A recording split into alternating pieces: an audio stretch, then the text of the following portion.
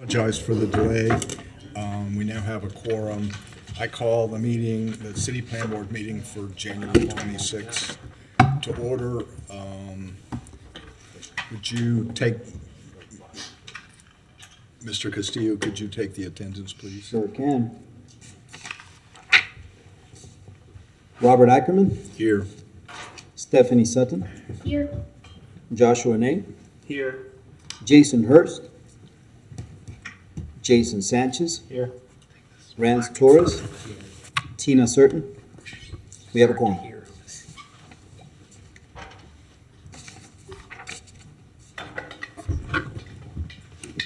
Thank you.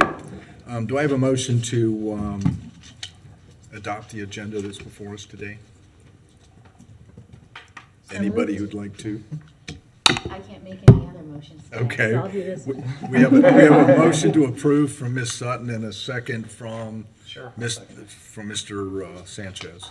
All those in favor? Aye. Aye. Thank you. All opposed?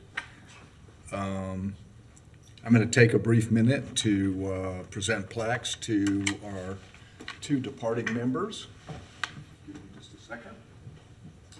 Like you're looking at me, how is those guys? Yeah.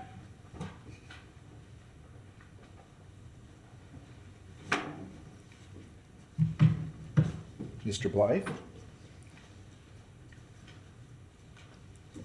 James has been one of our most impressive additions. It's our first architect lately to be on the board and obviously contributed a great deal of expertise that we had previously not had. And so we present you with a plaque. If you have words to say, please. I just want to say thank you. I had a really good time. Felt like I could be part of the civic process. I actually learned a lot about that process, and it was my honor to kind of serve and work alongside each of you. Thank you. Thank you, Mr. Blythe. Our next one is to Thomas Hawkins, who brought an amazing amount of expertise, which he was perfectly willing to share. As a two-time city commissioner and a professor in the School of Urban Design. And we very much appreciate your assistance. There's your plaque. You have a speech. Thank you. Y'all thought I wouldn't have a speech. I really enjoyed being on the plan board, and I loved working with folks that I've known for a long time, like you, Member Sutton, and you, Chair Ackerman, and meeting new folks for the first time who I hadn't known before, like you, Member Nay. But I know y'all are in good hands. I had the opportunity to meet with Member Sanchez recently and talk about some land use and zoning issues, and so I know that he's passionate and he's ready to work and he's got good ideas to contribute, and so I'm really excited about what he's bringing to the table. And Mr. Torres and I have been actually meeting 3 times a week since the beginning of the year to talk planning and zoning issues, and I'm similarly impressed with his interest and dedication and passion for these issues. So I know that y'all are in really good hands. I think that when I was on the board, we disagreed on a lot of things, but when I think about the greatest characteristic of my tenure, it's that we worked hard to collaborate and identify what the differences were so we could find a vote that got a majority support from members of the board. And I'm proud of that. I think that means a lot, and it's something that I would encourage y'all to strive to do in the future when disagreements arise, because that's how good recommendations come up for the City Commission. And I was thinking today, if I was going to share something as a recommendation, tell y'all what I thought y'all should do. There was one thing that I think is really important. I'm glad Commissioner Eastman is here so that he'll hear this. I didn't notice that this happened until maybe the last 6 months or so of my tenure on the board. But the language in Florida statutes regarding local planning agencies, which is what the Plan Board is, directs this body to make recommendations to the City Commission on the comp plan, and really identifies this body as the steward of the comp plan in every city and county in the state. And I realized just about 6 months ago, because I didn't regularly read City Commission agendas, that very often the recommendation that shows up on city commission agendas is not yours. It comes from staff. And that recommendation is extremely important, obviously, but it's not the one that has the community input that you receive. It's not the one that has the context from the community that each of you represent. And so I wanted to bring that up for you, Chair Ackerman, that if you are looking for a challenge to take on in maybe your first year as chair of the board, would be to make sure that the recommendations that you all make carry on to be the recommendation that comes before the city commission. And I know you've got relationships with city commissioners that you can leverage to help make that happen. Maybe Commissioner Eastman can work on that too. So thank you all very much for the time. I really appreciated working with each of you, and thank you for your service. Thank you, Mr. Hawkins. We appreciate your service.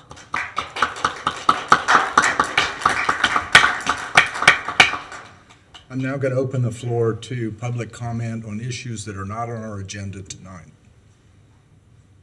Anybody? Seeing none? Mr. Chair, just really quickly, we still need to approve the minutes. We already did. Oh, we did? I think we did, or did Oh, we? it's the I think we did the agenda. agenda, but. Okay, I'm sorry. Could I have a motion to approve the minutes? So moved. Motion to approve the minutes. We have a motion we have a motion to approve from Ms. Sutton and a second from Mr. Sanchez. All those in favor? Aye. Any opposed? Passes unanimously. Now we can go to public comment on any issue that you want to talk about that is not on our agenda tonight. Okay, seeing none. Mr. Castillo, will you read I guess the old business that we have on the text amendment? Sure.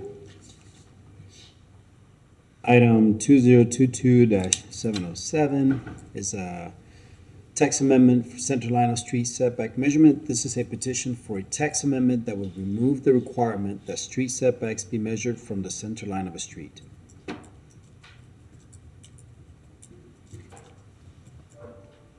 And presenting would be the desk. Ms. Massey, are you presenting on this? Thank you. Good evening, Mr. Chair and members of the City Plan Board.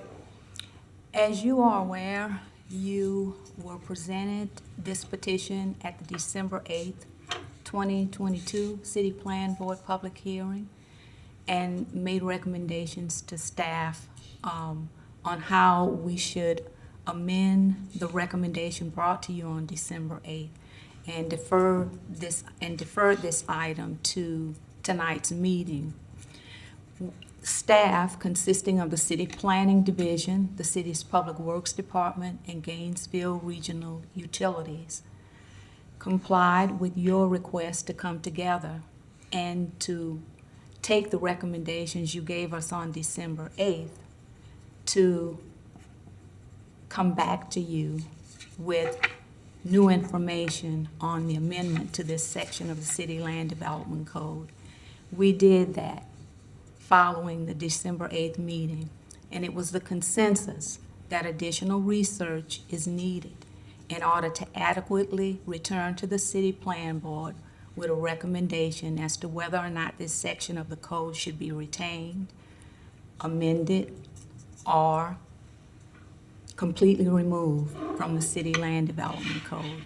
And so tonight, on behalf of those other departments and the Department of Sustainable Development, the request is to continue this petition to a date certain, or to continue the petition until we are ready to come back with an adequate recommendation. And do you have an estimate of how long that will take? I To know be you have honest get a with you, lot of Mr. people Chair and members of the board, I do not.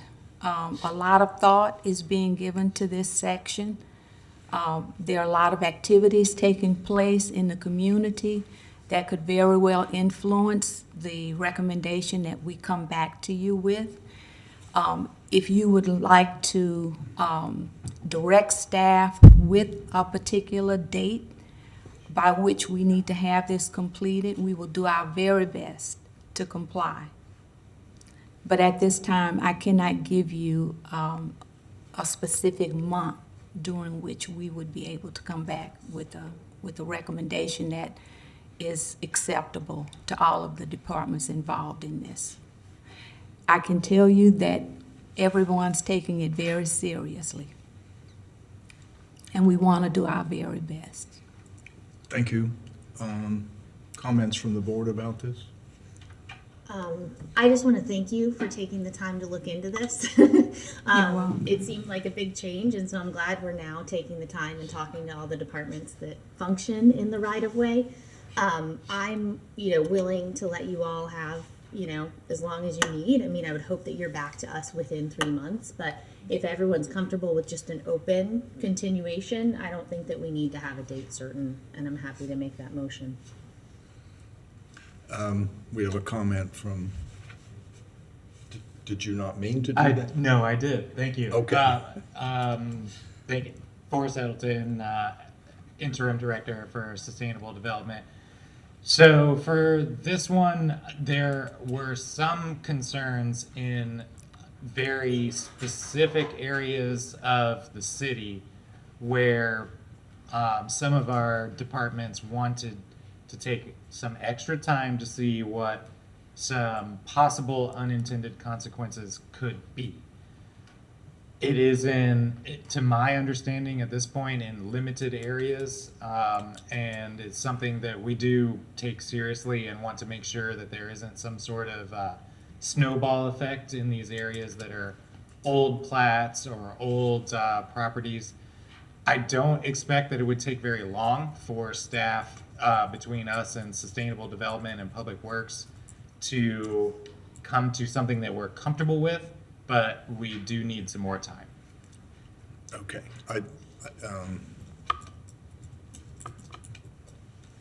Mr. Torres. Just to ground the discussion, I did a little bit of analysis for this meeting to see where the most impacted areas would be. It seemed like Duval, Duck Pond, Pleasant Street, Fifth Avenue, and Porter seem to be the most affected neighborhoods by this because they have the biggest concentration of substandard streets, and the 25-foot setback would remove a lot of the buildable area, the highest proportion of buildable area in those neighborhoods. So I was wondering if you were going to do any small neighborhood outreach to those areas as part of this research that you all are going to be doing. I think Mr. Edelton is going to weigh in on that. Sure, unless, Badez, do you have? What we're able to do will somewhat be contingent upon the amount of time that you're giving staff to come back to the board with a recommendation.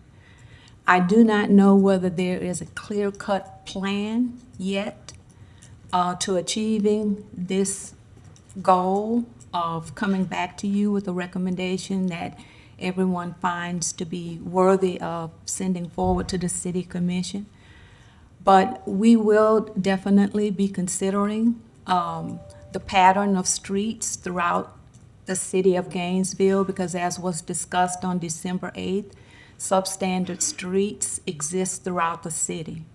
And so we want to give equal or equitable treatment and consideration to every part of the city, which might add additional time to this endeavor. I hope that answers your question. Thank you. And Mr. just Edelton. to add, absolutely, Commissioner Torres' point is correct. And that's where we've identified that these are our most challenging areas or problematic areas. We've had requests for infill development. We've had requests for housing that is being built by Habitat for Humanity, for example, and small local builders that are trying to develop, one-off single-family houses on infill lots. And what they are relaying to us is that this interpretation of the code, which frankly, as a planner, is a challenging interpretation of the code. It's right. I agree with the way that things have been interpreted to this date, but it is not easy to read or understand, even as a professional like myself. So that is coming into play in the places that our commission has said are the most important places to encourage housing and development.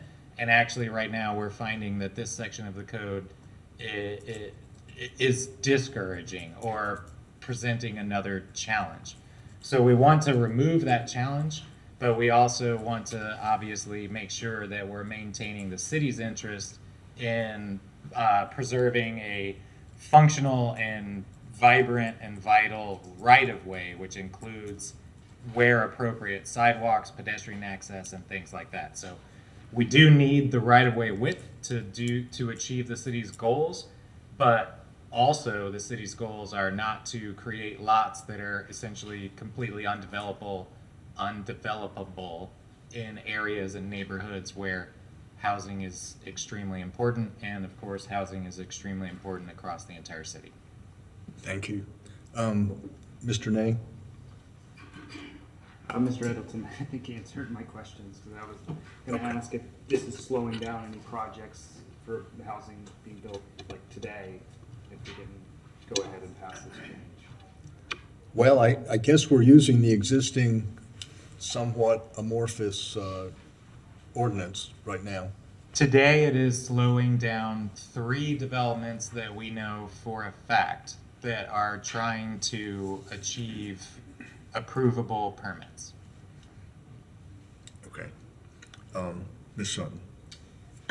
So I would just echo my comments before that I think, there's probably some kind of compromise in coming up with a minimum, and also allowing a variance process to this. But I think that it's important that the city retain rights for right-of-way improvements.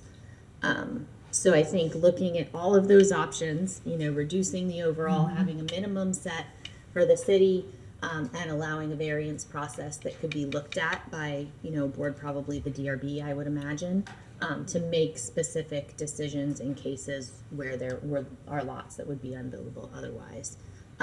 So I think, obviously conferring with GRU and Public Works what they think that minimum needs to be, and then going from there. I look forward to hearing what you all bring back.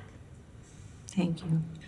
Thank you, Ms. I think we've got somebody, we're going to go somewhere. Let's open it to public comment because I know Mr. Coffey has something to say.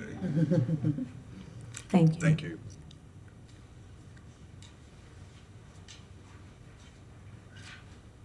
Thank you, Mr. Chair. I'm Andy Coffey. I've developed 50 to 60 single-family infill projects in the city over the last 10 years. I've got a few observations I wanted to share with you all, but I think most importantly, I want you to understand that this requirement is effectively new to me because my experience over the last 10 years has been that whenever this comes up, Public Works takes a look at the street, quickly determines that there's no potential for it to be widened, and waives the requirement. And we work with the dimensional standards of the zoning district, which are tailored to the neighborhood, or at least should be. So this is in application, effectively, this is totally new. And it is holding up projects, and further delay makes it really difficult to start design work on new projects. So it's not only holding up projects in permitting, it's preventing new projects from even getting started. I also wanted to point out that the difference that it makes in terms of how far back you're pushing houses is dramatic. The street that I live on, where I built my house, has a 20-foot right-of-way. And in the review process for the building permit, GRU ensures that they get the easement rights that they need so they have enough room for their utilities. Public Works reviews the building permits, and oftentimes requires a sidewalk easement. So there's room for those things. And in my case, on my 20-foot right-of-way street, my setback was determined not really by the zoning, but by the easement that GRU required. So my house is pushed back 10 feet from my property line. If this were applied, like it is now being applied, my house would be pushed back at least another 15 feet. And that would be dramatically out of character with all the other houses on my street. In my opinion, it would ruin my street. So it makes a dramatic impact.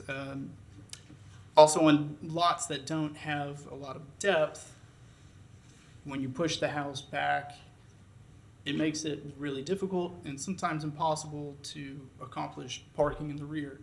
So instead, you have to put the parking in the front. And that's also often out of character with neighborhoods that have tight streets. So if I may offer an opinion, this is really bad and should be undone, and it's urgent. Thank you. And just to be clear, you advocate we leave it the way it is. Is that accurate? No. Well, leave it the way it has been over the last 10 years, where Public Works could take That's a what I look mean. at it and say, there's no potential here. We'll quickly move on from this and apply the zoning standards that were tailored for that neighborhood. Yeah, I'm fine with that. But there's no authorization for that in the code. I mean, this came up for the first time on a building permit application that's in process right now. And it was the first time that I read the requirement closely, and I couldn't believe it. But I mean, planning staff's absolutely right. There's no exception. This is how it applies. So I do think it should be removed from the code, particularly where there's no potential for the street to be widened, and it's having this terrible impact on development in those neighborhoods for no reason. Thank you. Yeah, thank you. Ms. Sutton? So I guess I'm wondering from staff's perspective, is it a matter of this just was in the code and not being enforced previously, or what happened that this just became a problem? Because we didn't just add it to the code that I remember seeing come through the plan board. So I would say that between the multitude of different divisions that do reviews and review process on developments, that there are, of course, a multitude of interpretations for how sections of the code have been applied.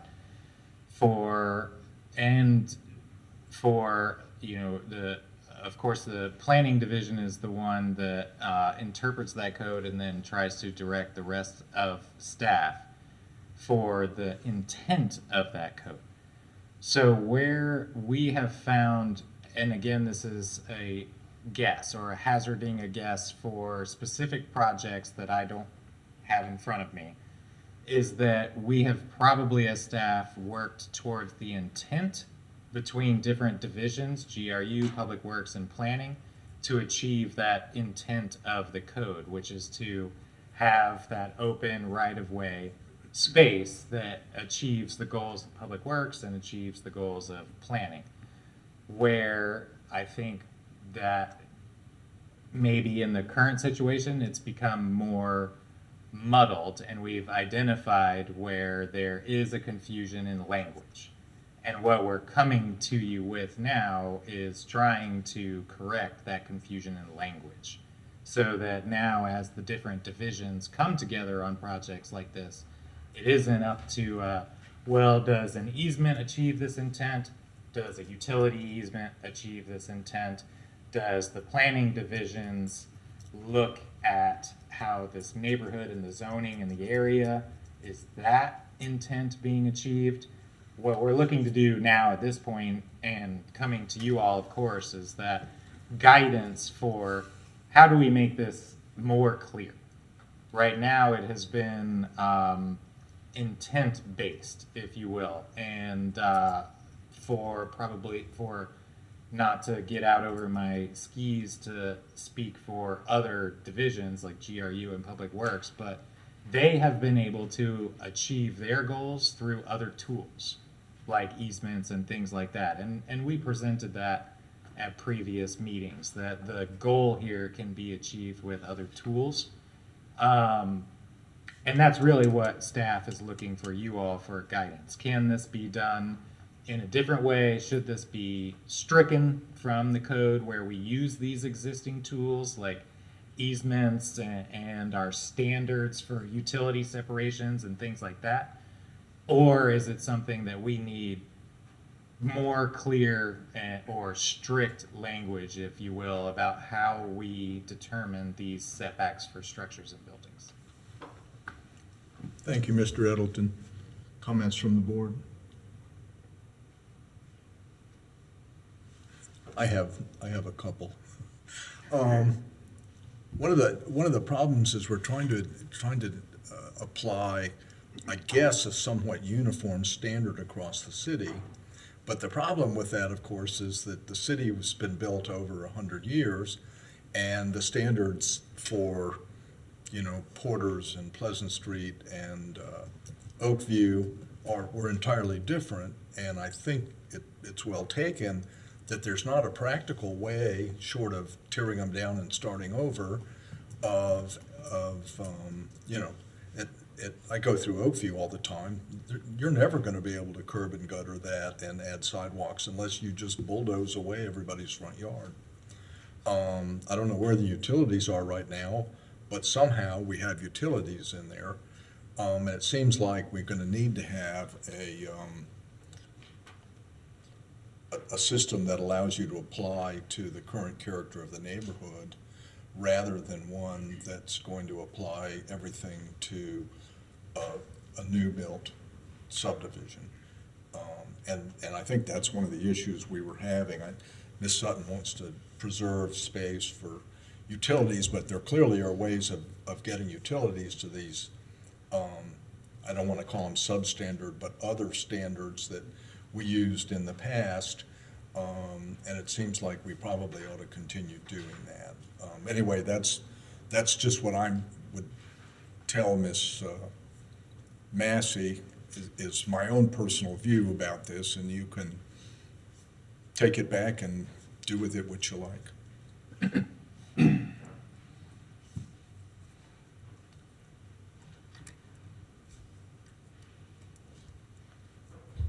Thank you, Mr. Chair and members of the board. We will definitely take your comments tonight and incorporate those into the product we hope to have for you soon. And any additional comments that you would like to present to the Department of Sustainable Development, you can do so via email, by phone, or however, and we will gladly consider them. Come stomp into your office, right? You can do that too. Okay, thank you very much. I guess that my other question would be, depending on how long this policy discussion takes, is there a way to just say, let's just use the existing system so we're not delaying infill developments? Right now, we have to use the code that we have with the interpretation that has been applied. I don't expect that we would take very long to hash out whether or not GRU, Public Works, or others have the tools that they need to achieve our goals. Okay. Any further comments from the board? How long is very long? Very long to me. Yeah, 'cause it Only won't take being very long. able to, halfway direct my, the planning staff is, to me, having this to you next month would be perfectly reasonable. But this involves GRU and Public Works also, and I cannot commit to timelines for them. But I do have a sense that this is a nuance between staff and divisions that can be worked out before your next meeting. Mr. Nay? Could we pass this petition and then still ask you to bring something back that would be more like fine-grained or whatever later on, just so we can get some of these projects moving? Or is that a problem? We support staff's recommendation either to continue it, but also staff is comfortable with striking this from the code, which is what we originally presented. Yep, okay. Is there any other comment from the public on this matter? Seeing none, we'll bring it back to the board for a motion or discussion. Ms. Sutton? I'll make a motion to continue item LD 22-000130 TCH. Do I have a second? Second. We have a second from Mr. Torres. All those in favor of continuing? Aye. Aye. Any opposed? Nay. Did I hear nay from Mr. Nay? Surprising. You have a rating? Okay, Every meeting I gotta say one. thank you, Ms. Massey. Thank you, We'll Mr. continue Chair. this, and hopefully you'll bring it back as soon as possible. Thank you. Mr. Castillo, could you move on to our new business, please? New business, we have item 2023-79, Rural King Plan Development Amendment. This is a request to amend an existing plan development in order to exclude a parcel and revise regulating conditions. And for the presentation, we have Ms. Fumetta Lewis.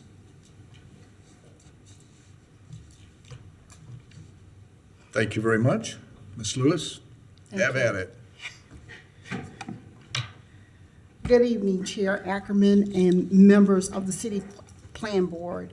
My name is Panetta Lewis, and I'm with the Department of Sustainability, and I will be presenting 3 requests from the same applicants representing the property owners EDA Consultant, Inc.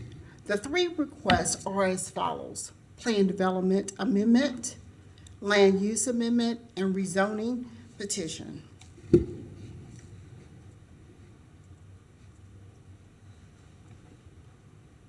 Not working.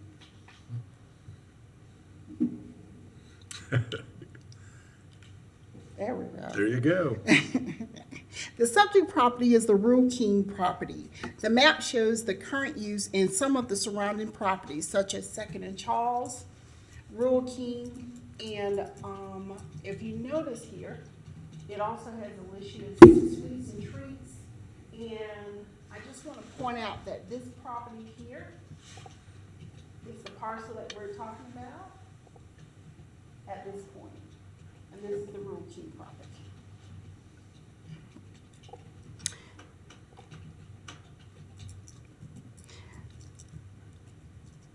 The subject property is the Rural King property initiated by the EDA Consultants, Inc., and proposes to amend conditions and reduce the size of the planned development and the existing Rural King, former Sam's Club of Northwest 13 corridor.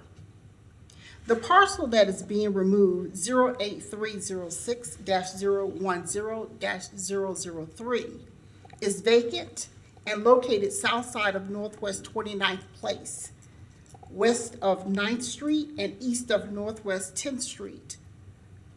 On March 31st, 2022, a lot line adjustment was approved by the City of Gainesville under petition AD-21-00139 for the following parcel, and sold to Oakgate Investors, LLC. As a result, petition LD22-000136 requested removal from the plan development. The PD proposal complies with the comprehensive plan.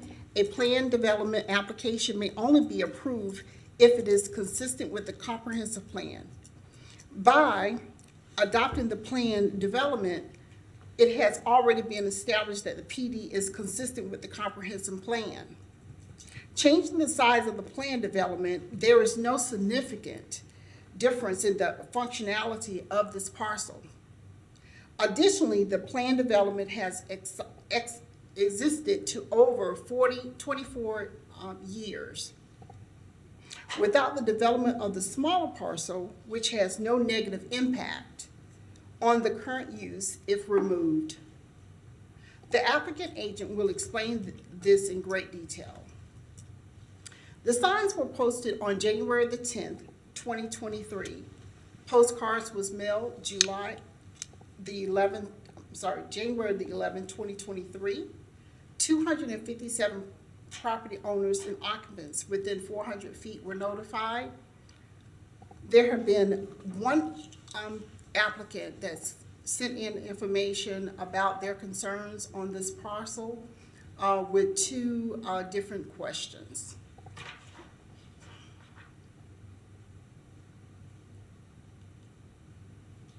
The map shows the proposed request, and that is the removing of this parcel here from the Rural King PD. Staff has evaluated the request to amend the PD according to the criteria outlined and recommends approval of the petition of LD 22-000136 PDA. The applicant agent is here with us tonight and will be presenting a presentation and answering any questions that you may have. I am also available for questions as well. Thank you. Thank you, Ms. Lewis. We have questions from the board for Ms. Lewis. Seeing none at the moment. Mr. Schwager?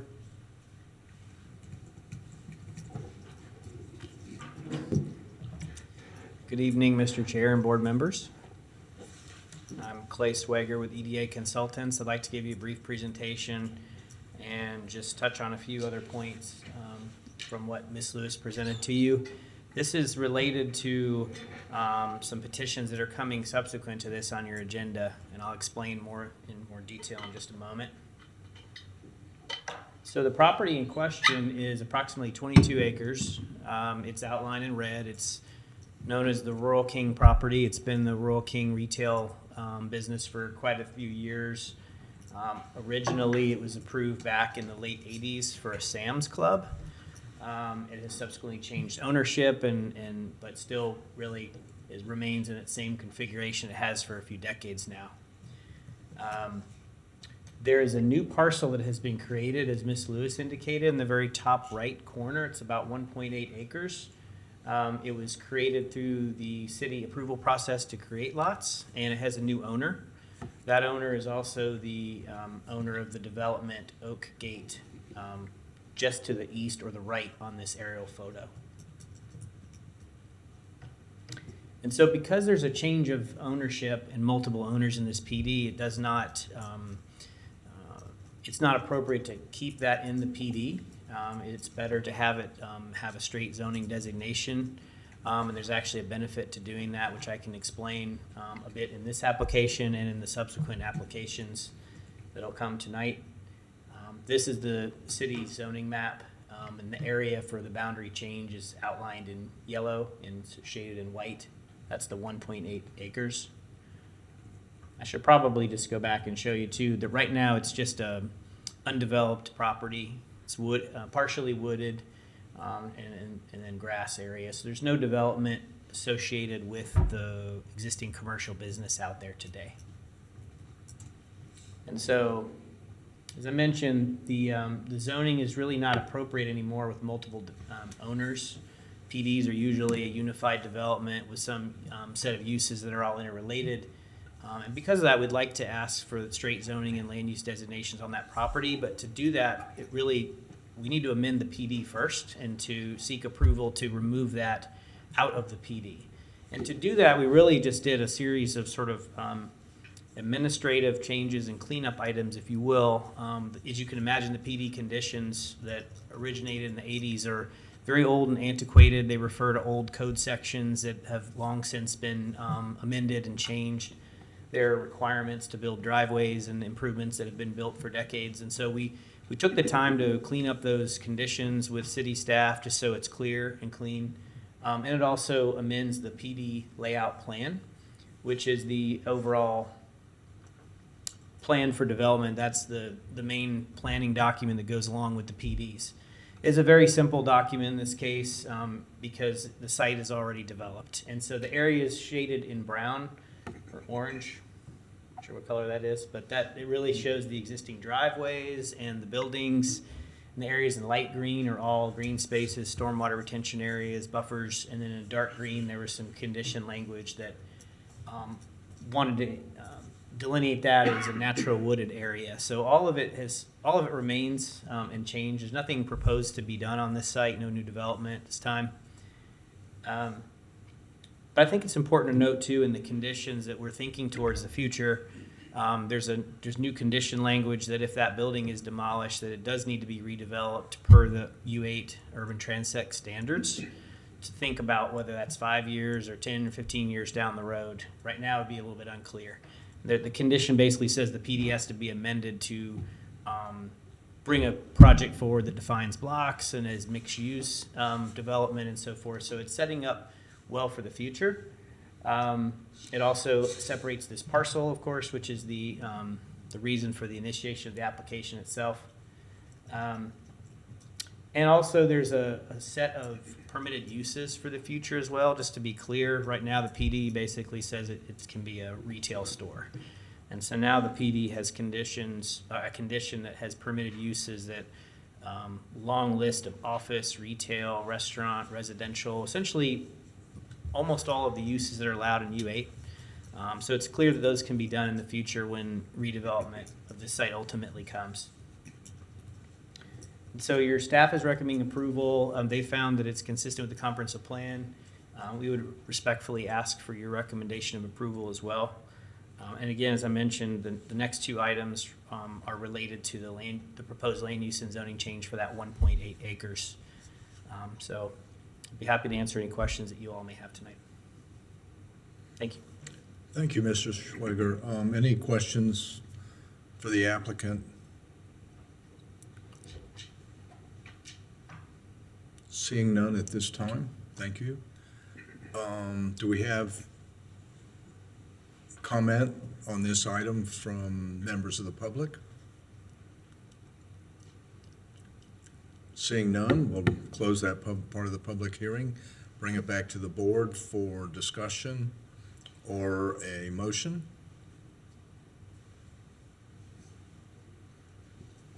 I would recommend approval of LD 22-000136 PDA. Thank you. We have a motion to approve from Mr. Nay. Do I have a second? I'll second that. Second from Mr. Sanchez. Any comments? I'll not be voting on this. I'm Oh. just making note of it. Right. Okay. I forgot. All those in favor, please say aye. Aye. Any approve, disapprove? Passes unanimously. 4-0. Thank you. Can we plunge on to the rest of this? Second item, 2023-77, Oakgate Land Use Amendment. This is a request to change the land use for this property from urban mixed use to residential low. And presenting, we have planner Fenetta Lewis. Thank you.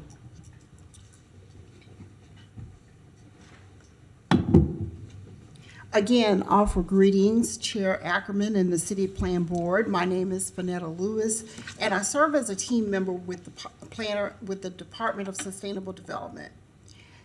The applicant has requested to change the land use destination of one parcel from urban mixed use to residential low.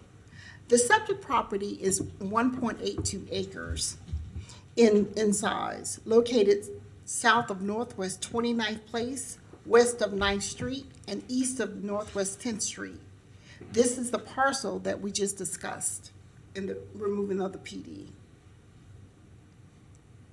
The map shows the existing land use that's on the left, and then on the right shows the proposed land use. This petition is initiated again by EDA Consultants, Inc.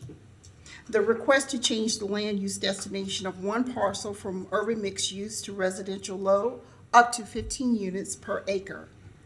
Oakgate Investors wishes to include the subject property as part of the Oakgate development as an open space, passive recreation area while utilizing the acreage for increased density on the existing Oak Gate site.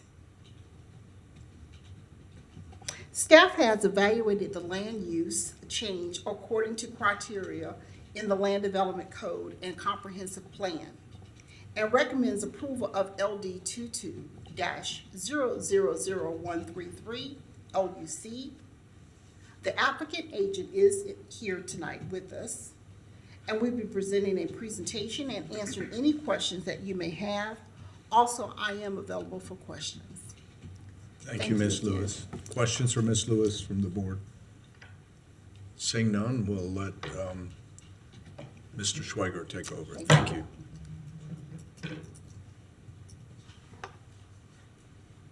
Good evening again. I'm Clay Swager with EDA Consultants. I'd like to give you a brief presentation and just provide some additional information to what staff has provided to you tonight.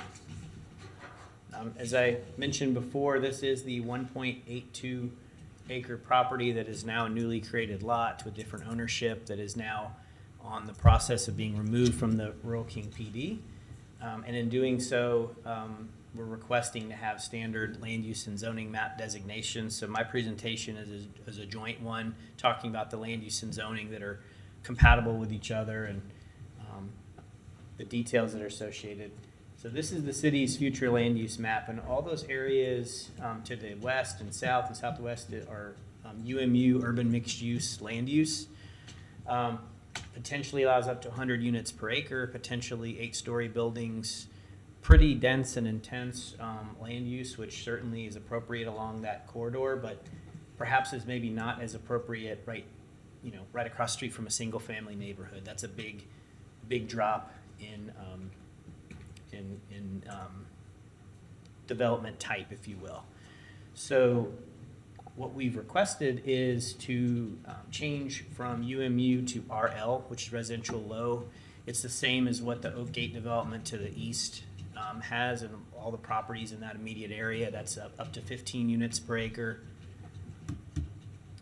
The zoning map right now would be, the request is from PD to RMF5. RMF5 allows up to 12 units per acre, and that's what you find to the northeast and to the east and southeast. So again, this PD property was originally associated with Sam's Club and Rural King. It is a separate lot that's approved and under different ownership. Actually, I'm going to go back. So as I mentioned earlier, and Ms. Lewis mentioned, the owner of this parcel is also the same entity that owns the Oak Gate residential development to the east. And so, I'm Yes, sorry, sir. I violated Marion Ranson's request that we not go look at this, and I went and looked at it the other day. It's a public street, And so where is the Oak Gate development? Sure. I think I have I think I put a slide in at the end that maybe.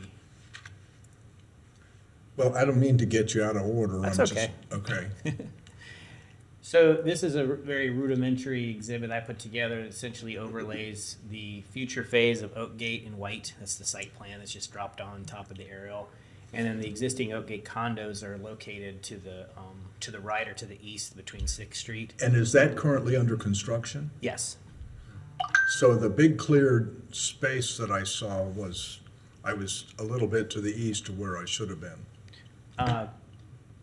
That is correct, yes. The park, Okay. 1.8 acres, is undeveloped, mostly wooded.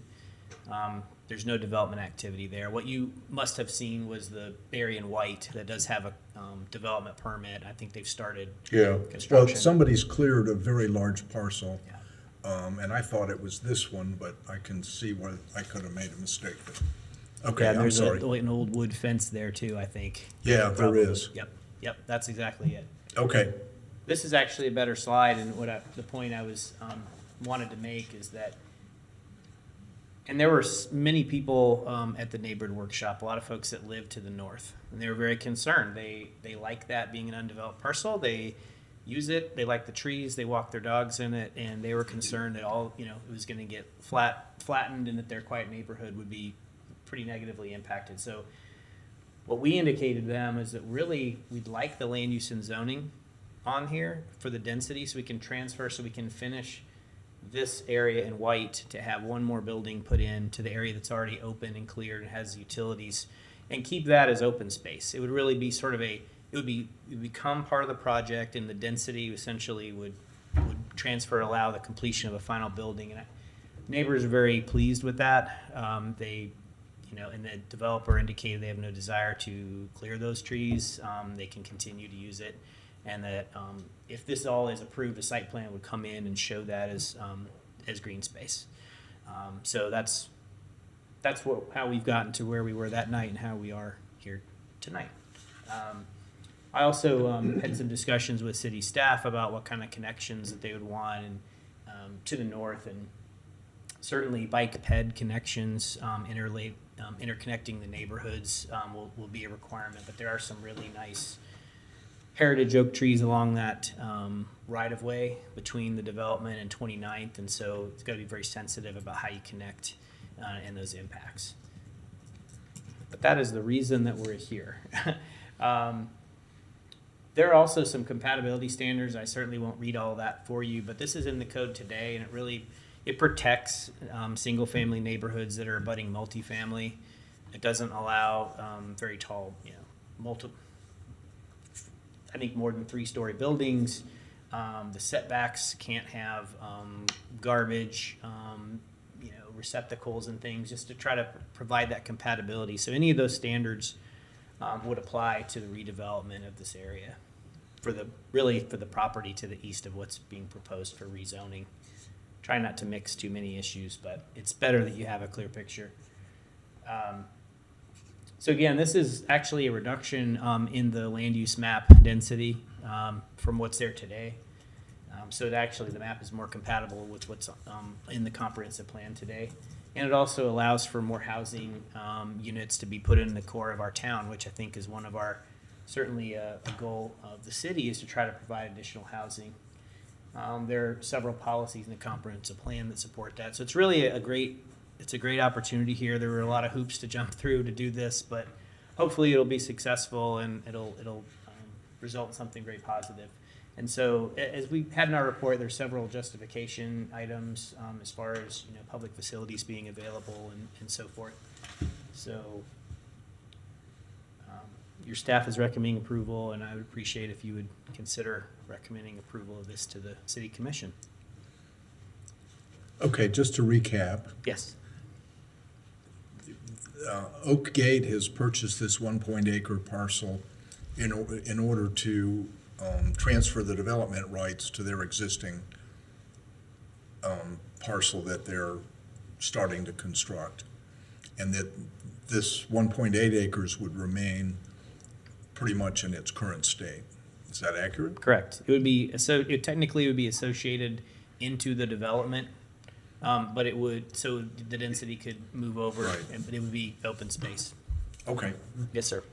Second, we had a couple of emails from gentleman Ewan McGregor. Mm-hmm. Did you see those? Yes. And obviously, do you have any thoughts on Mm-hmm. his requests, which seem pretty reasonable?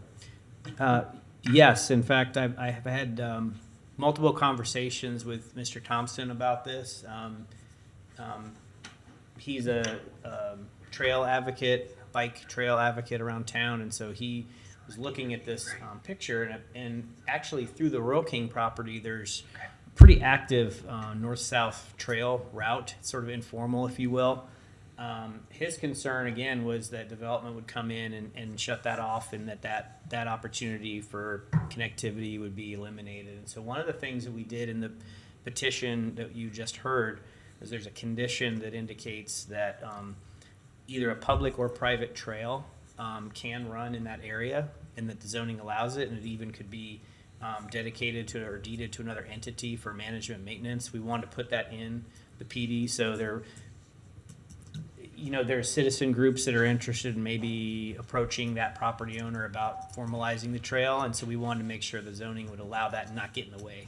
And so we're back again in 5 months. So that's how we addressed it with Mr. Thompson. I think he was pretty pleased with that. I read both those emails. I think they were written in a manner to just confirm what he was looking for. I think he also indicated that he was pleased that, you know, the idea is to keep it open space and connected. Thank you. Mr. Edelton? Just for sort of some technical feedback, the emails that we're talking about now, you are able as a citizen or anyone else to go to the city's website, look at the agenda, click on the icon that will let you leave a comment, and you're able to leave that comment. And what we're endeavoring to do as staff is, as much as possible, present that to you all at the meeting. Of course, if things come in, you know, last minute, that's challenging for us. We had these emails that we're discussing right now came in today. And I think that's really excellent that we're able to address that and bring it up in such a quick manner. But just to let you all know and the public know that this is a tool and an avenue that people can use to communicate and leave their feedback, and it is something that the planning staff reads, and we are going to continue to do our best to bring it before you all.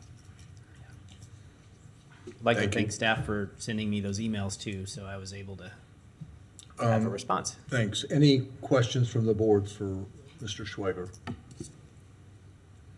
Seeing none, thank you. Thank you. We'll open it to the public for public comment on this issue. Seeing none, we'll bring it back to the board for a motion or comments or discussion by the board. Don't be shy. I can't vote on this one either, so somebody else has to. Ms. Sutton can't say anything. Gentlemen, go ahead. Looks like Renz is aiming, he's got the Mr. Torres. I had a quick question first. Sure. So the email that we were talking about talks about the green corridor. Were they talking about like a walking corridor, or were they talking about like a tree corridor? I'm just trying to imagine what this. I think we're talking about both of them. Okay, so there is like a pre-existing like walking trail there. Okay. Okay. I don't remember seeing it. I lived on Northwest 31st Place, 725. Well, I saw it last night, or the other day. So, anyway, Mr. Edelton? Just, if I might, just as a reminder, you know, these are private property held and owned, and there are informal trails through Right. here that absolutely should be considered, especially at this point in time. But it is private property. Yes, we understand. Want to get that out there. Thank you. Okay, I'm still looking for a motion. All right, I'll do it. Can I do both petitions at the same No, time? do them separately. Okay. I recommend we approve petition LD 22-000133 LUC. Do I have a second? Second from Mr. Sanchez. Boy, it's brutal here. Sorry. All those in favor, please say aye. Aye. Aye. Any opposed? Passes unanimously, 4-0. Ms. Lewis, are you going to do another presentation? I think we've already done it, but if we could just, I'll just go ahead and just reiterate, first of all, thank you.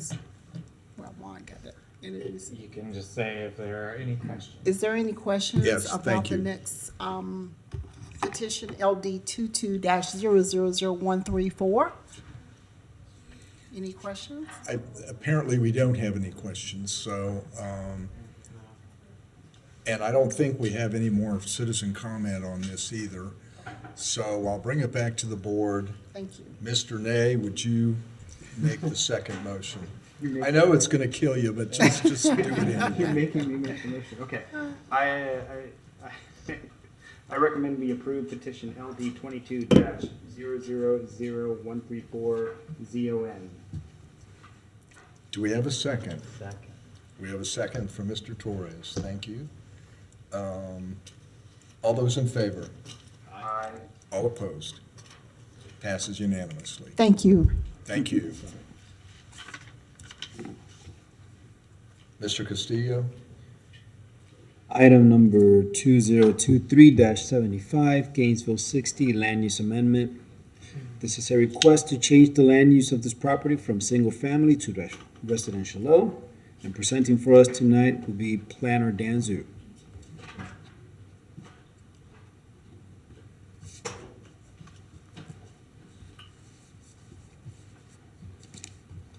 Good evening. My name is Dan Zhu, a planner with Sustainable Development. I'm presenting LD 22-000121 LUC and LD 22-000122 ZON, Gainesville 60 Land Use and Zoning Change. Here is a brief timeline. The first staff meeting was in August. The neighborhood workshop was in September. The public notices were sent out earlier this month. The subject property is located on the west of Southeast 27th Street. Nearby the site, we have Lucille's Southern Kitchen, Alachua County Sheriff's Office, and Forest Meadows Cemetery East. There are 3 parcels involved in this application. Parcel 1, 2, and a portion of parcel 3. The applicant is requesting to change the land use from single-family to residential low on about 16.8 acres. The companion rezoning request is to change the mobile home and single-family RSF3 to single multifamily RMF5 for about 21.7 acres. Here is the staff analysis. First and foremost, this request would not adversely affect the public interest, because the subject property is surrounded with other residential properties with a variety of residential land use and zoning designation. Secondly, the request is consistent with the current comprehensive plan per future land use element policy 4.1.1. Residential low is appropriate for single or small-scale multifamily development, as well as Housing Element Policy 1.3.1 to serve the housing need for our community. In addition, the request is compatible with land uses in the surrounding areas because the predominant development pattern for the area is residential. Last but not least, this request supports for urban infill and does not promote urban sprawl. The public notices has been sent out to 185 property owners and occupants within 400 feet. No written objection has been received as of today. However, staff has received a couple of concerns from the neighbors in regards to the road conditions around the subject property, which will need to be addressed during the development site review process. So with that, staff would like to recommend approval for these 2 applications. The applicant's agent is here with us tonight and would like to share more details about this project. Thank you, Thank Ms. you. Ms. Sue. Any questions from the board? Seeing none, we'll let the applicant make a presentation.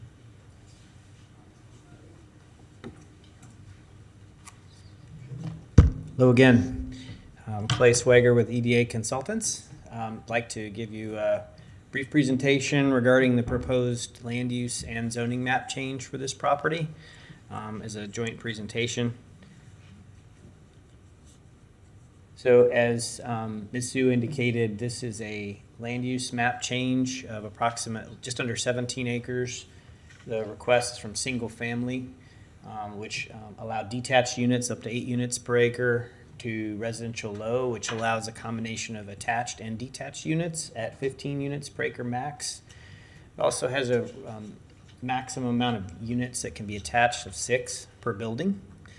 So it's considered to be the small scale type of multifamily or single family attached development style.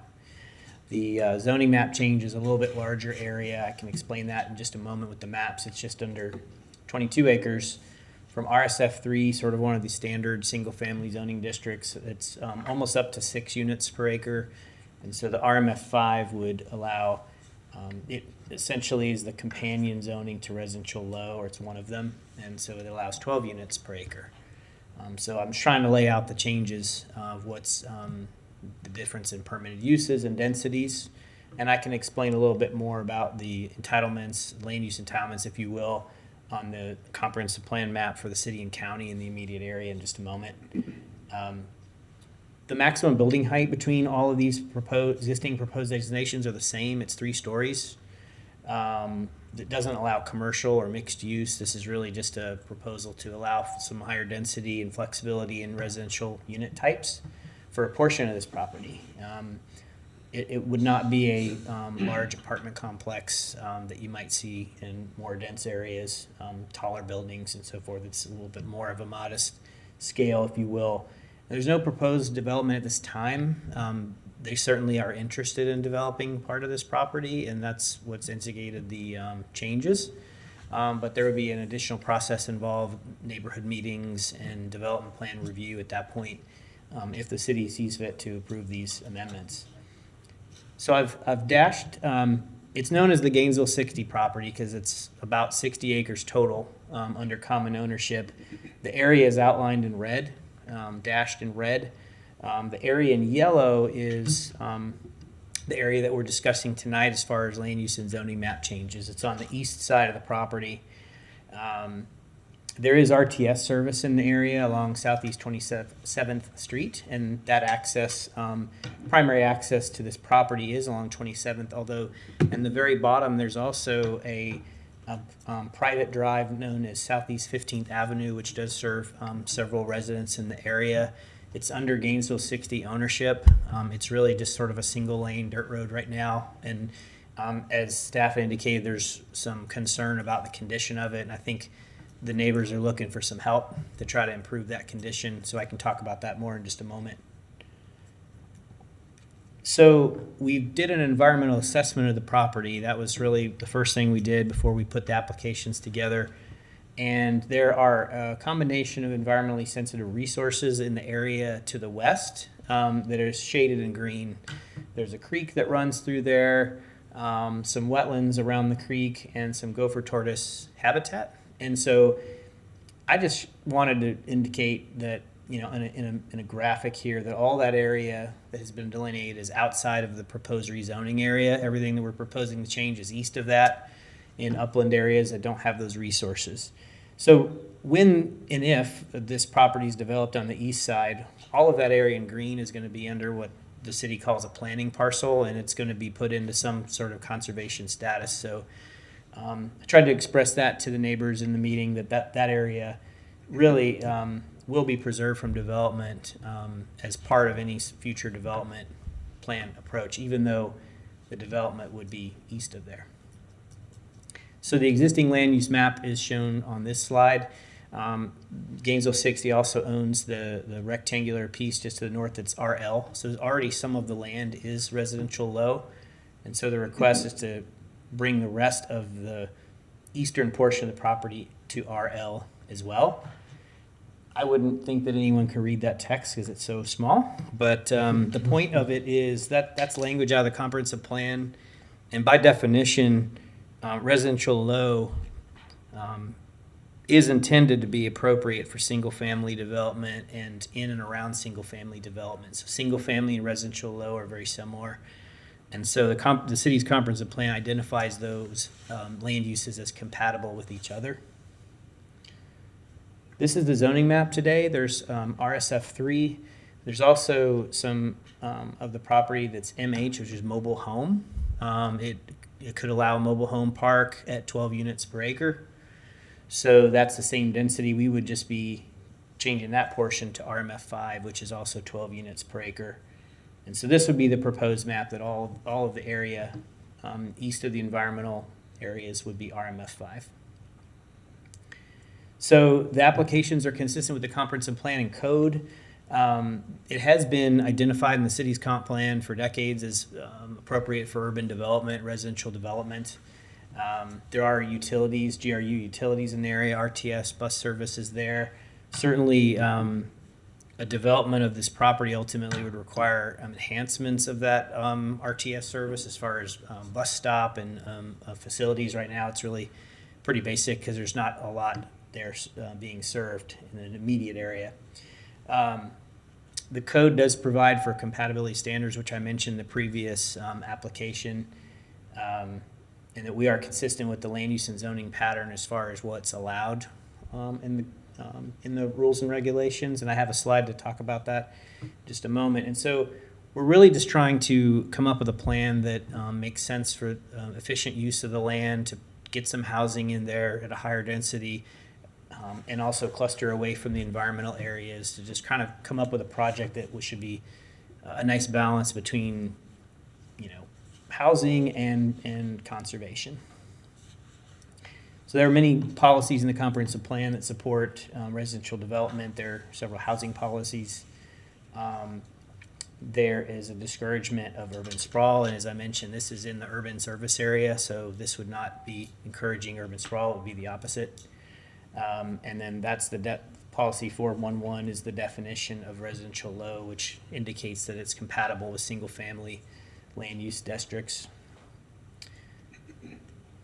So this is getting in the weeds on the planning side, but we want to look at compatibility. As I mentioned, on the northern edge of this property, a lot of it is already mobile home, 12 units per acre and RL.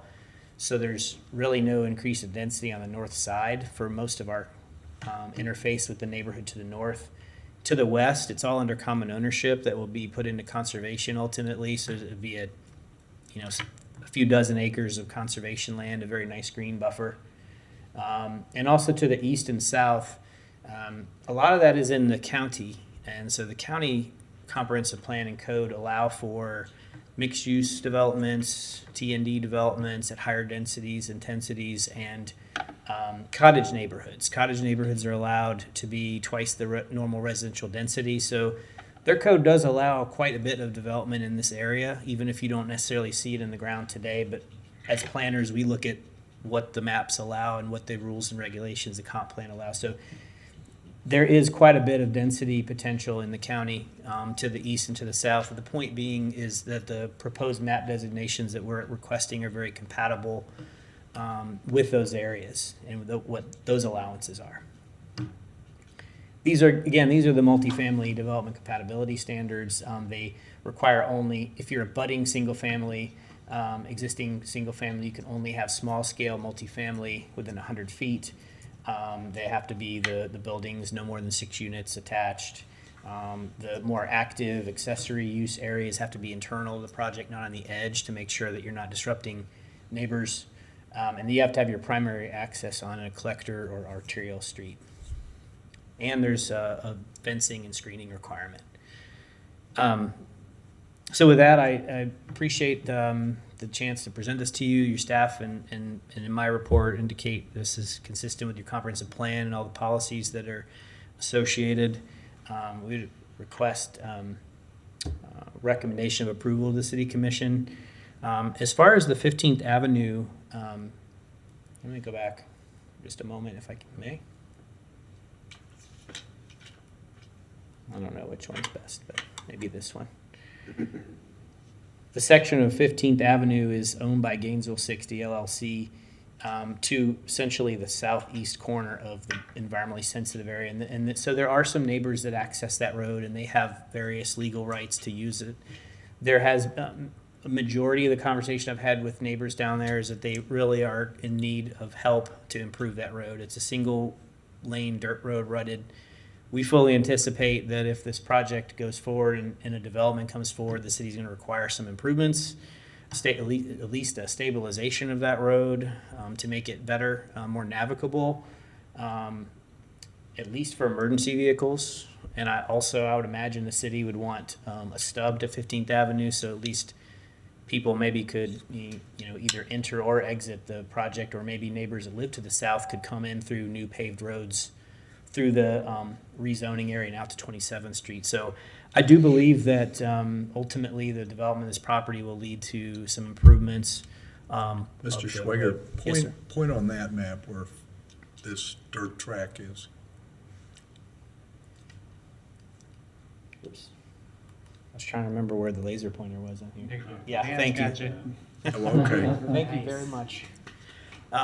So I do think that there will be some formalization of the road improvements at development plan stage, but I'll also say that of late, the property owner's spoken to at least one of the residents down there to try to do something in the interim basis, to provide some materials and everybody kind of work together to improve the condition.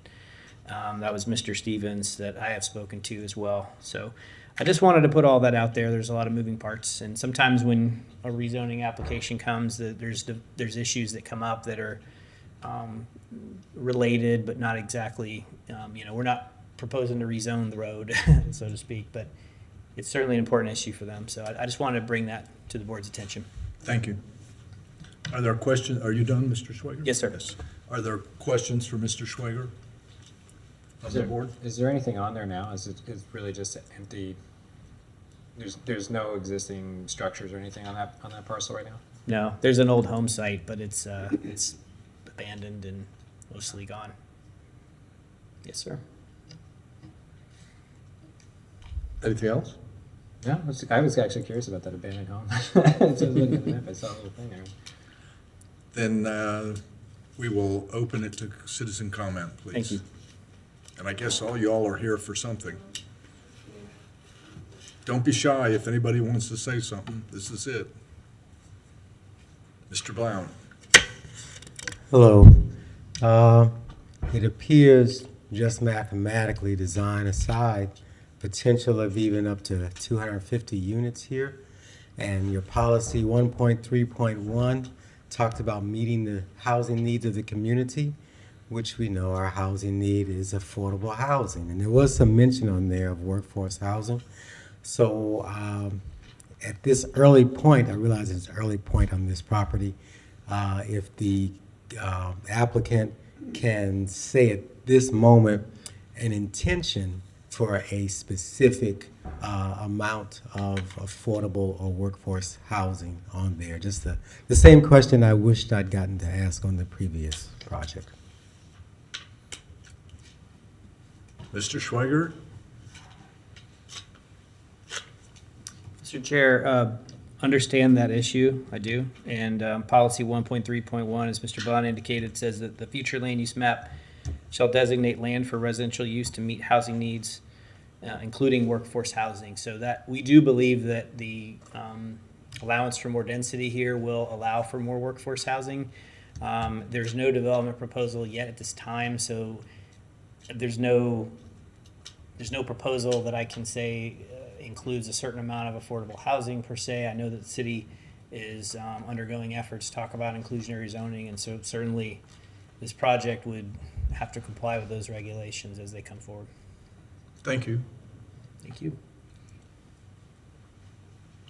Any other comments? Anytime.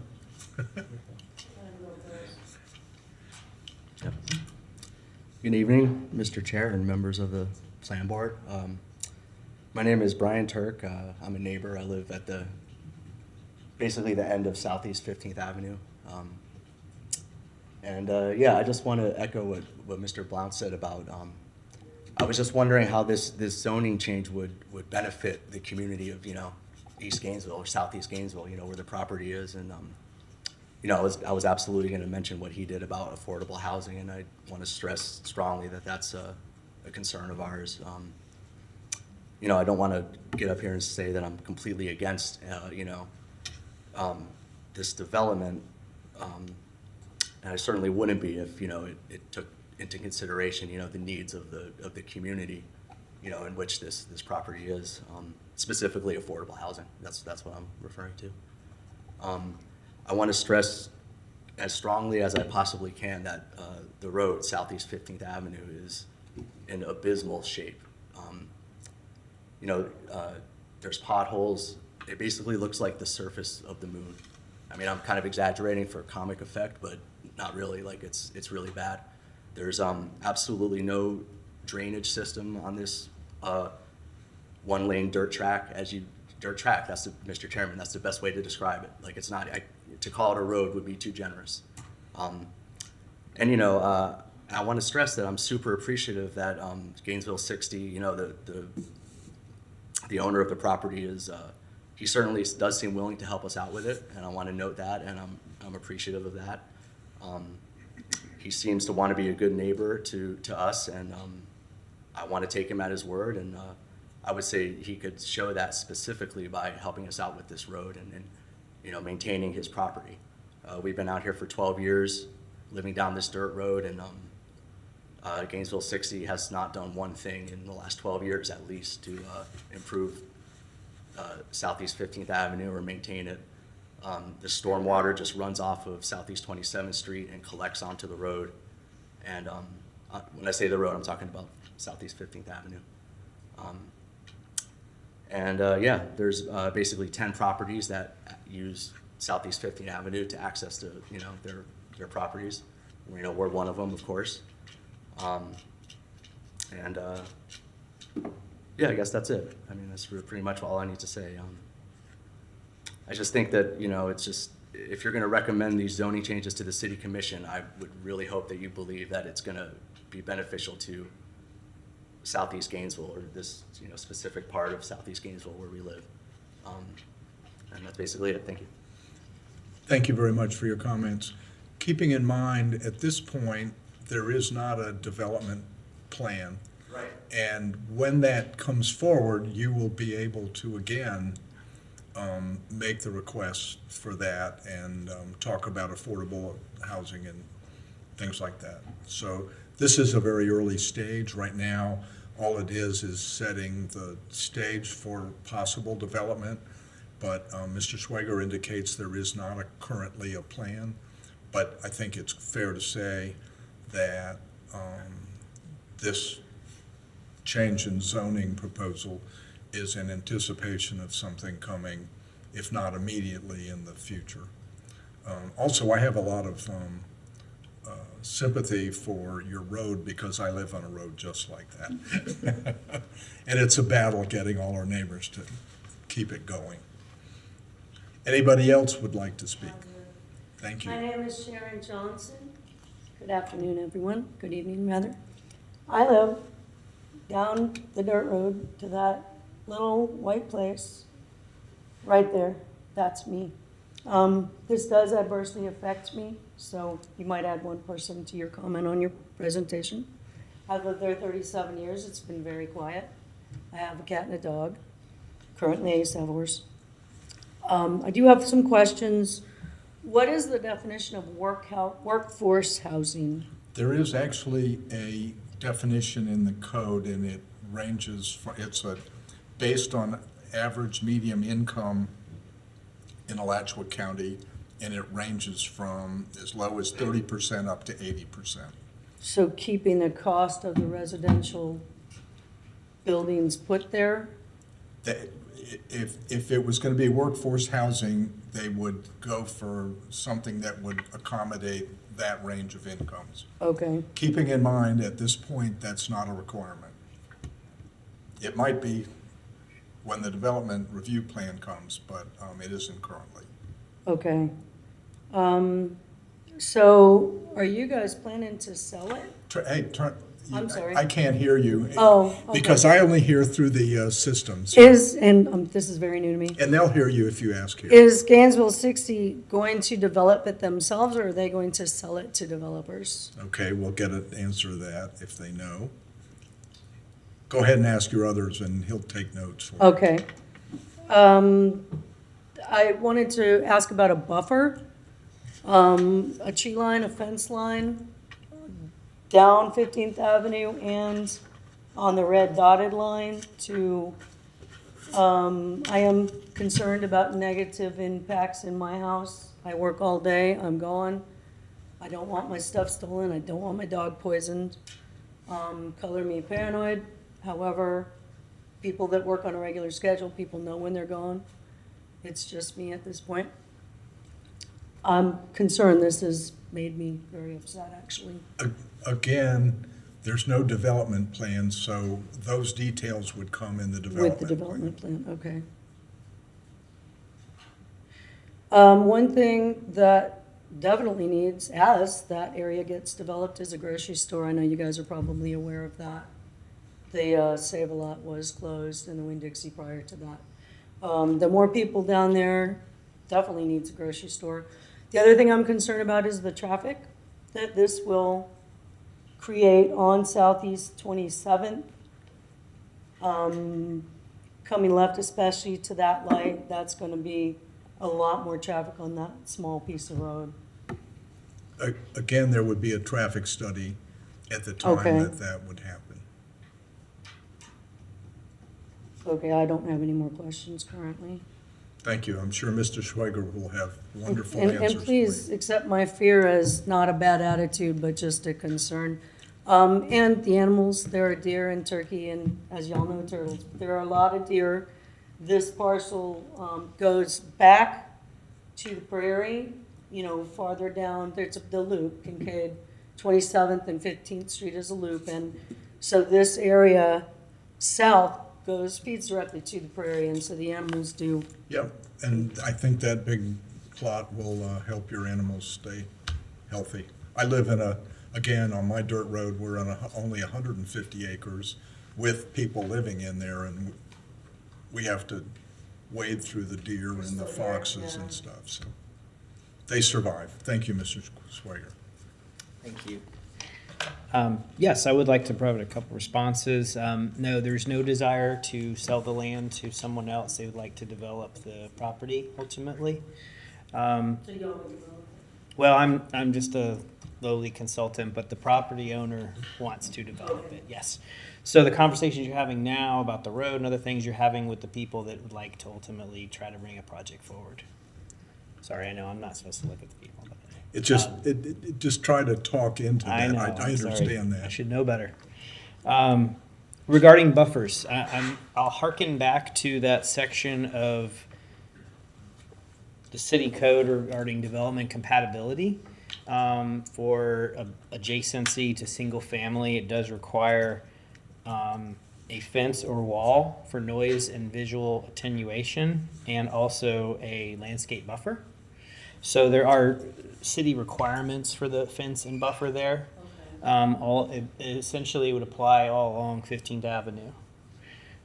So there is a black and white code requirement for that.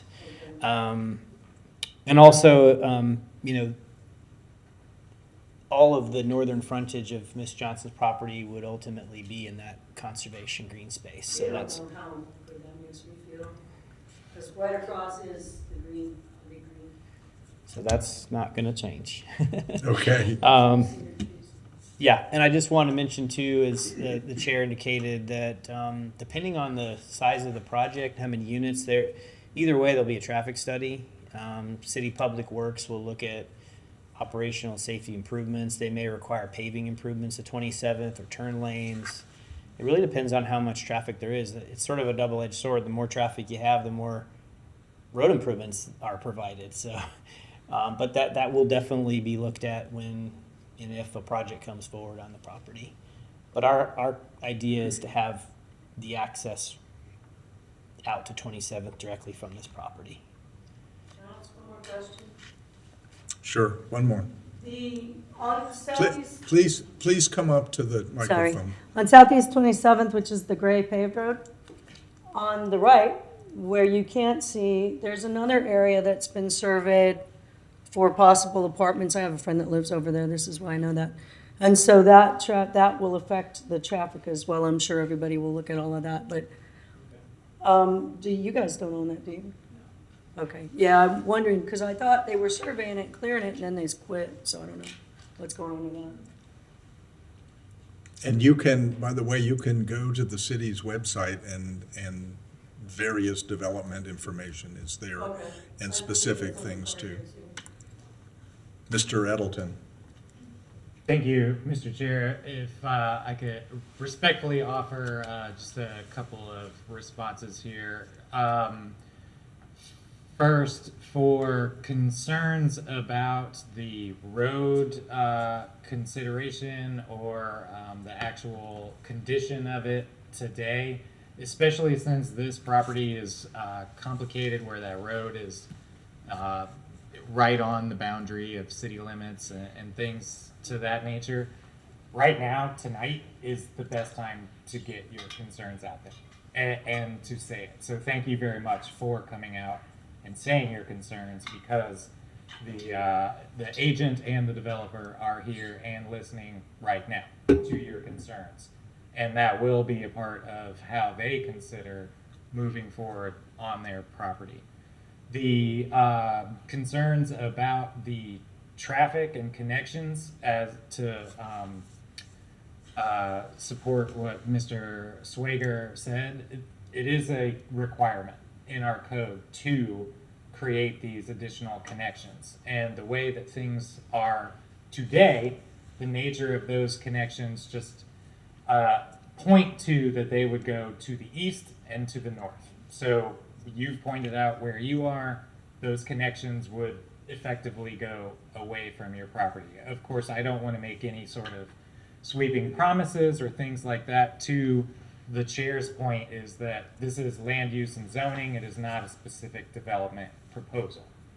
But it is a great time to talk about these development concerns that you have as a neighbor and a citizen on the ground, because they will be considered by the applicant and their agent. So thank you very much for coming out and speaking to us. Thank you for having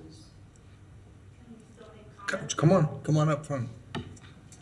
I have a couple things I want to say. I'm also a neighbor, Give us your name, please. Sarah Goff, and I guess I have two main concerns. I guess the first one is I was just curious what the plan was. Like, why was there going to be a zoning change? And there is no plan, but the property is for sale. So that you say that it is. There's this. Okay. So, like, I was like, okay, so is this zoning change so that the property owner can sell it to a bigger developer because they want higher density? And that doesn't seem like a good reason to change the zoning. It seems like we should be taking into account what's best for Southeast Gainesville, and the affordable housing is definitely something that we need in Southeast Gainesville. So I'm just curious why the zoning change, if it's for sale. Like, why not just like have a plan first? That's the reason why there's a zoning change, because there's a good plan for Southeast Gainesville. My other main concern is, so we have 10 acres and there's a single family home. Most of the Kincaid Loop is similar. It's acres with single family homes. And since the 70s, there's been an effort to build this wildlife corridor from Paynes Prairie to the north natural area. And I think as we think about increasing density, and I understand that that needs to happen, we also need to think about the natural world and the natural systems, and not only preserving natural areas, but making sure that wildlife can migrate and move through, and we can maintain our natural, healthy ecological systems. And so the Kincaid Loop, it's not all here, but most of it's very rural with a few houses. And there's a lot of animals, like lots of animals are moving through this area. And right around here it becomes a bottleneck. And I see this as a very important corridor for wildlife to continue being able to get from Paynes Prairie to the north undeveloped area. So I just want to put that out there. I feel like this is almost a quirk in that. And as far as like the fencing and stuff, like I'm opposed to that. Like there's deed restrictions on all the properties to the south of us. They put it so that there's not fencing, so that the animals can migrate. And I would hate for this zoning change specifically is saying that there needs to be there could be 6 units put together. And to me, that's a fence. I mean, that's a boundary that makes it harder for wildlife.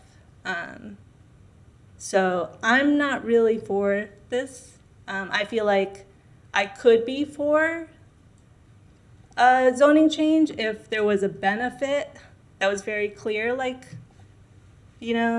important low-cost housing for the area. But without that, when the property is for sale, it just seems like maybe the zoning change is happening so that a private landowner can make more money on some property that they invested in. Well, naturally, everybody wants to make some money on their property, so at least in our system, that's not a huge sin.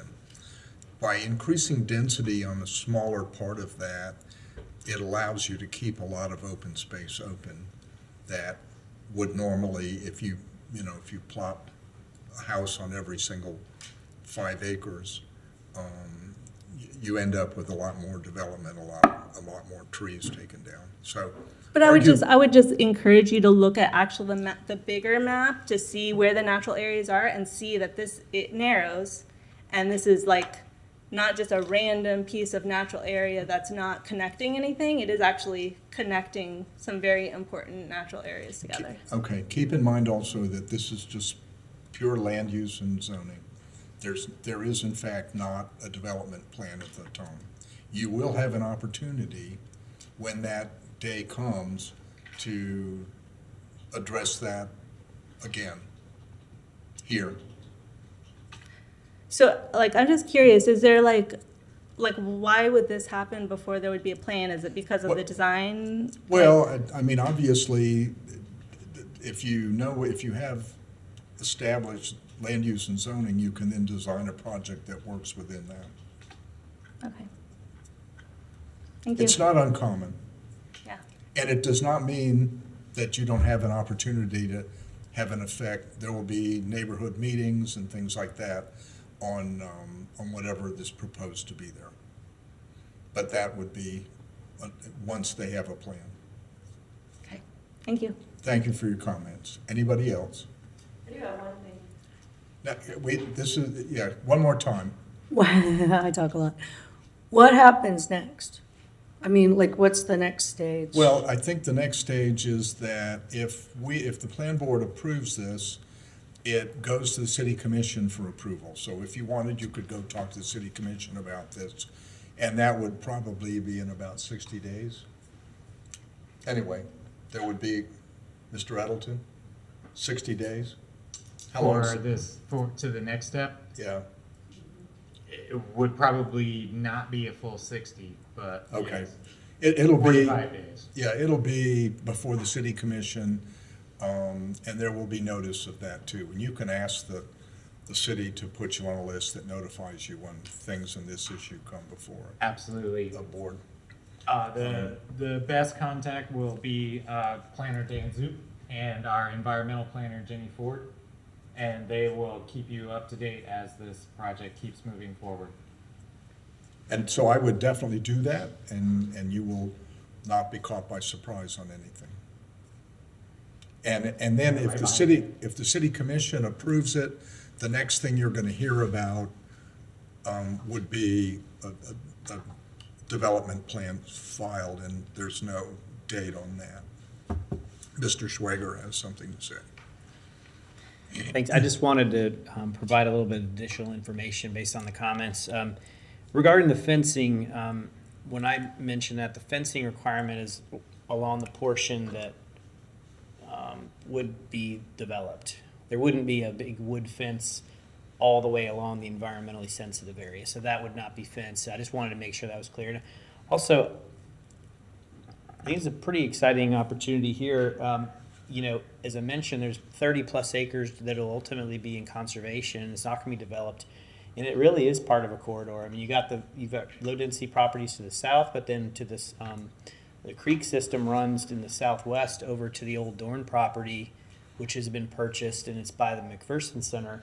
There's a lot of environmental resources down in that area in the bottom left, and so that's really creating a corridor that runs down there. And there's also a very long, narrow city-owned property on the west side of our property and goes all the way up to 8th Avenue, and there's a city park proposed up there, Lincoln Yard Park at the northern end. So there's actually really a canvas right there for a corridor to be put into permanent status. So I just wanted to mention that. I think there's some opportunities. Yes, could be potential development on the east side, but I can see multiple parcels in a corridor that would remain. I just wanted to mention that. I think it's a good thing. Thank you, Mr. Schwager. Any more questions from the board for the petitioner? Mr. Schwager, I had a question for you. If the intent for the western part of the parcel is for conservation, why was a rezone and land use change not made for conservation for that area? It's going to remain single-family residential, right? Or like whatever the equivalent is. Yes, good question, Mr. Chair. There was no reason to rezone the property to conservation zoning because the land development code already has regulations for environmental protection that say when you develop a commonly owned parcel and there's resources, it needs to be put into conservation as far as a conservation easement, management plan. And there's really no reason to zone it conservation. It will be protected as if it were zone conservation. That was the thinking.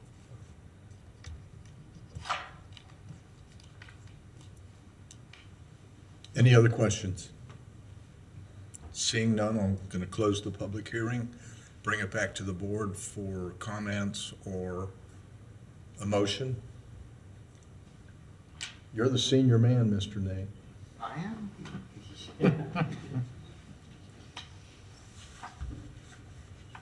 I recommend we approve petition LD 22-000121 LUC.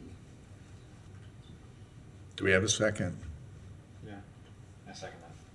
Second from Mr. Sanchez. We've got a team going here. I know. All those in favor, please say aye. Can't vote, right? Aye. Aye. Aye. Any opposed? Thank you. That passes 4-0. Would you also? Yeah, it was my favorite second I've ever heard. Yeah. I was just like, somebody. We're obviously. I thought it was dying. I mean, what's going on? I may be old, but I'm willing to adjust to the new thing. Anyway, Mr. Nay, you got one more for the zoning. Oh, okay.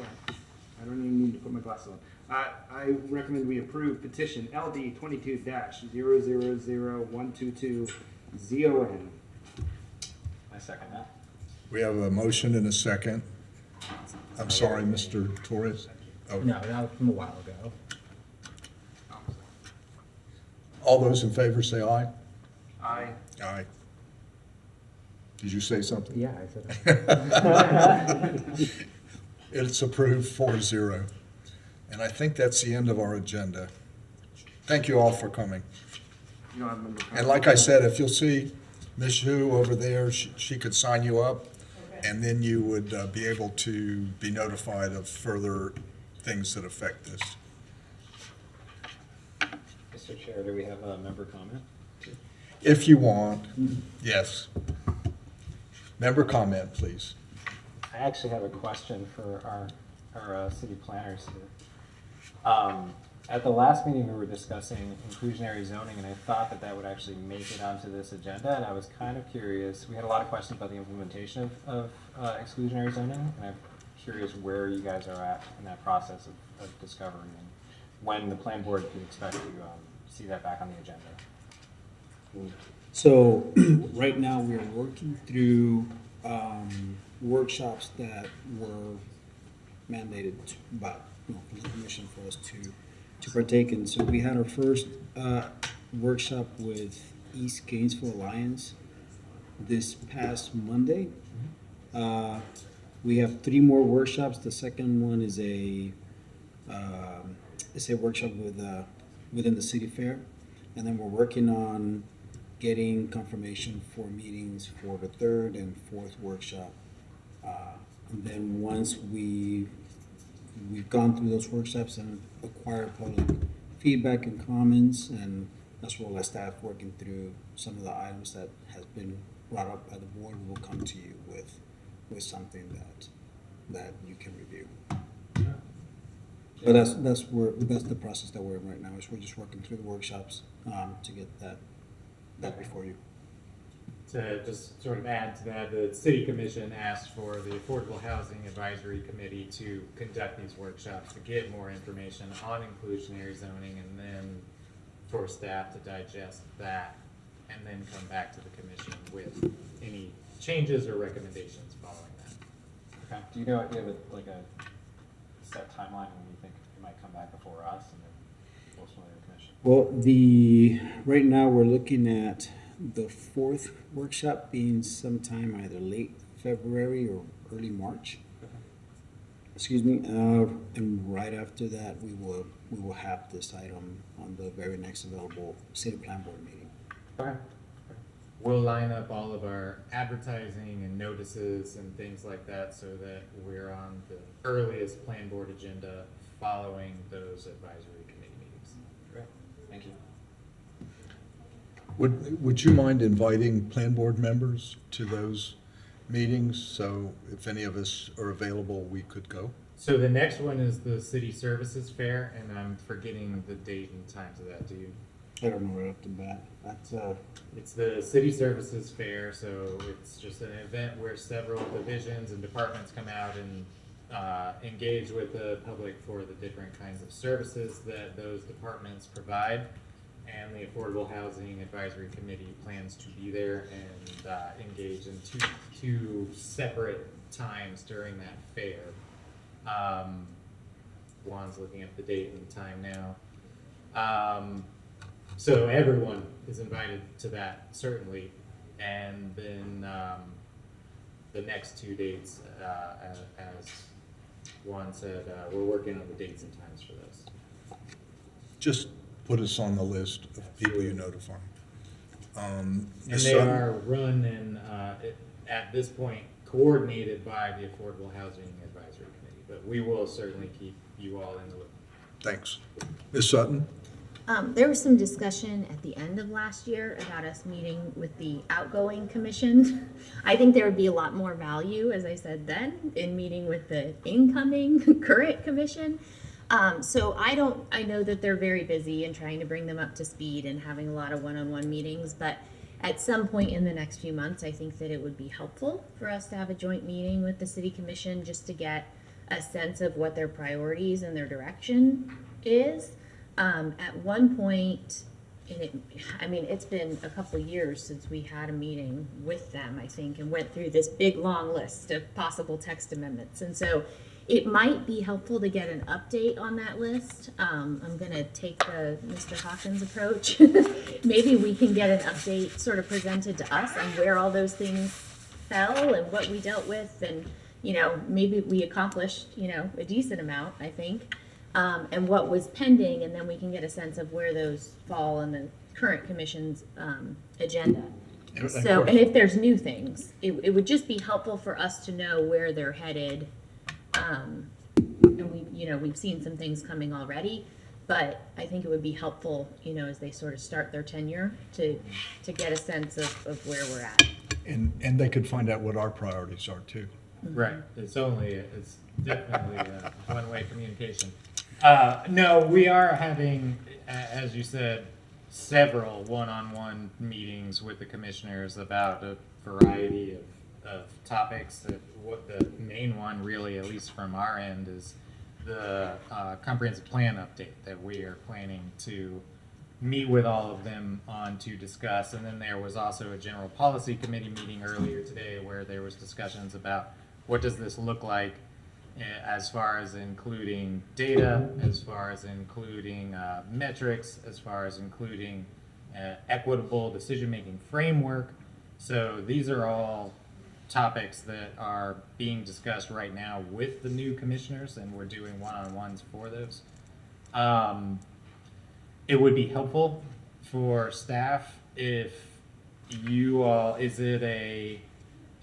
at this point, should it be a, hey, plan board and new commission, we just want to meet each other, or is it a, hey, we have a specific topic we want to discuss with you all. Is it the comprehensive plan? Is it inclusionary zoning? Is it exclusionary zoning? Is it, it would just be helpful for us if we could set parameters. I'm in favor of having an agenda. Yeah, I would say all of the above. And I think the start of the agenda is our current list of priorities that we established a couple of years ago, and running through what we've finished and what we want to add to it.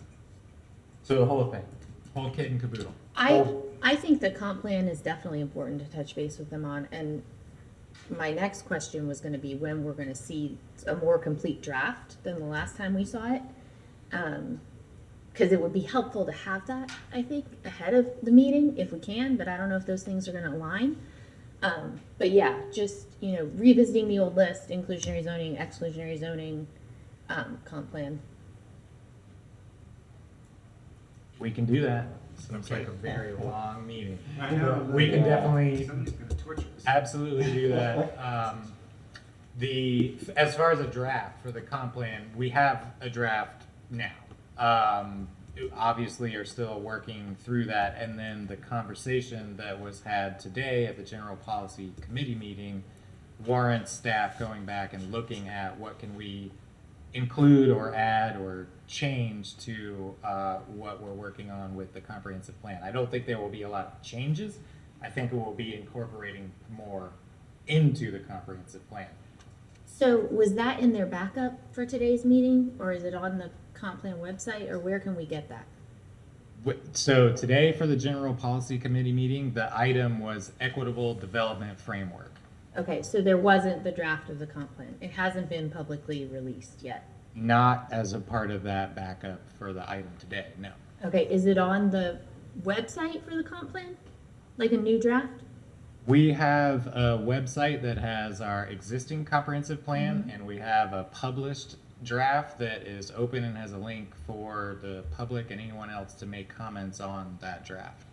I'm asking for a revised draft that actually includes all of the state requirements and has all the backup, which is where we put a lot of the old policies in the appendices. I'm looking for like a complete draft. Is that available? That draft is not available. Okay, that's what I would like to see. Anytime a complete soon. draft with all the state requirements, everything that you've been telling us is going into appendices, everything all together, so I can see if it has everything that I'm hoping is there. Yeah, because we ended up doing this narrative. Yeah. And narrative comprehensive plan, and everything that actually tells you what you need to do is going to be in the appendices, and nobody's seen them. And we haven't seen those. Yeah, I absolutely agree. For this plan, especially with the drastic change in the format of the comprehensive plan, require that high level talk about what are our priorities. To even be able to start collecting data and doing the analysis on that requires that really first. We don't have a lot of the data that is equity focused.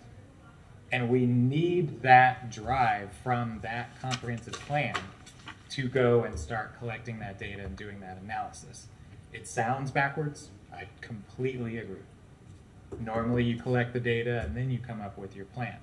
In this case, we do have the data. We know from our commissioners what their drive is. We're creating that overarching goals, and now with that equity lens and focus, we are more able to collect the correct data, if you will. Okay. And you've also collected a lot of feedback from us, from a lot of citizens, and I just haven't seen the new draft that incorporates all that feedback. So Absolutely. I'm curious when we're going to see this more complete draft. Do you have a timeline of when that is? I was more clear before our General Policy Committee meeting earlier today. Now that there has been a direction to include this additional framework as a part of it, which I think is excellent because it is the forefront of planning, I'm not able to give you a really hard set idea for what that looks like as we start to fold this into the plan that we've got. We were planning to make those plan board and commission meetings start to happen towards the end of bringing on the new commissioners after we've got a February 20th workshop with the new commissioners just about land use and zoning. And then we were going to do the one-on-ones after that about here is the current state of our comprehensive plan. And then we were planning to have the plan board and the commission start with those meetings with each other, talking about what are our priorities. What we would like to do now, and the direction from the commission has been, is to include this the decision-making framework as a part of our draft and sort of high level of our comprehensive plan and equity lens. That will take us time. I don't know how much time.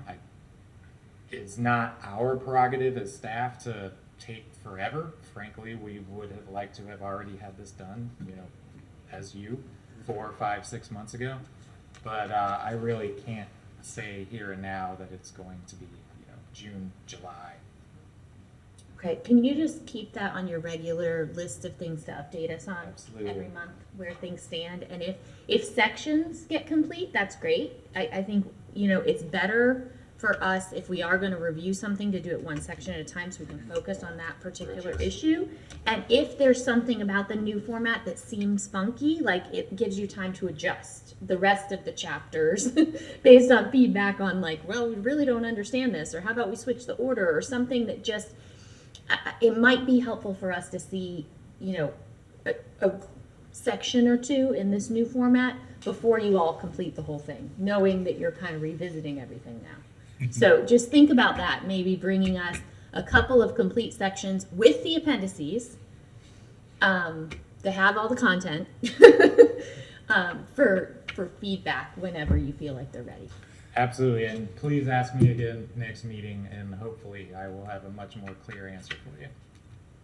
And the only other thing that came to mind while we were sitting here, because you're mentioning bringing the commissioners up to speed and having workshops and things, we do have a couple of new plan board members as well, and I think only 2 of us have actually been through the comp plan before.